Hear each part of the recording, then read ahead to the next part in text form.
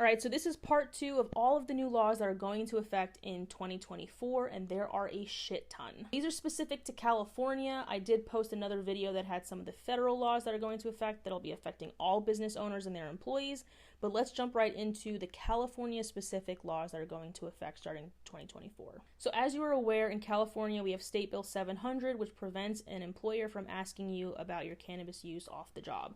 Now, there's a new Assembly Bill, which is Assembly Bill 2188, which is going to prevent an employer from discriminating against you for using cannabis in your free time. Now, that doesn't mean that you can go to work high. That's still roots for or grounds for termination, but they can't ask you. They can't ask you if you use it, and they can't do anything to you that will affect your employment, essentially, if you use cannabis in your free time. Now, this next one's kind of interesting. It is State Bill 497, which is going to prohibit employers from retaliating against workers who complain about their pay or who talk about their employees or their peers about their pay.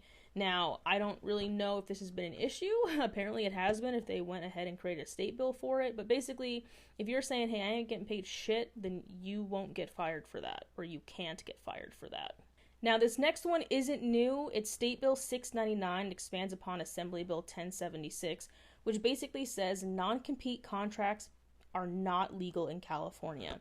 So if you sign a non-compete with your employer saying that you won't work at another, let's say you're a personal trainer, your gym can't make you sign a non-compete saying that you won't personal train at another gym for 1 year after termination, right? If that's your skill set and if that's your career, and you are maybe not qualified or skilled enough in another trade to work somewhere else while you wait for the non-compete to die out, then, that's kind of where that came from, and it's not legal in California. They cannot make you do that. There can be terms of employment saying, while you're working for me, you can't work for another gym. Like, that can kind of be in there, but non-competes, the main reason for non-competes is to prevent you from taking their, business secrets and going somewhere else. That's not legal. And I will be posting more information about this on my website and exactly the nuances for that. All right, now we're going to get into housing. So if you own an Airbnb or a multi-unit rental property, or maybe you rent out another one of your properties, these will affect you. So Assembly Bill 12 is you cannot ask for 2 months rent for security. You can't ask for 2 months up front. You can ask for 1. So this Assembly Bill limits the amount landlords can charge for security deposits, so you can only ask for 1 month. Sorry, I read that directly from this. Here's another one that I'm going to read directly from this. Assembly Bill 1418 prohibits cities and counties from adopting nuisance ordinances that require or encourage penalties or even an eviction if a tenant or a family member has had an interaction with law enforcement or a criminal conviction. Basically, you can't assume someone's a nuisance and prevent them from living on your property. It's officially illegal. All right. State Bill 4 removes regulatory barriers to allow churches, religious organizations, and nonprofit colleges to build affordable housing on their land. This is actually pretty big. I can see some of these folks taking advantage of that, but if you operate, let's say, a religious facility and you have a huge campus and you want to build some cabins on there for maybe church members to live in, you can do that.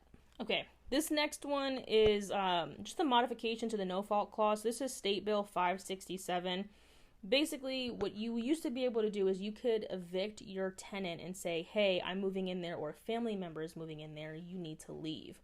A lot of tenants didn't like this for sure. They were completely displaced, but a lot of landlords took advantage of that.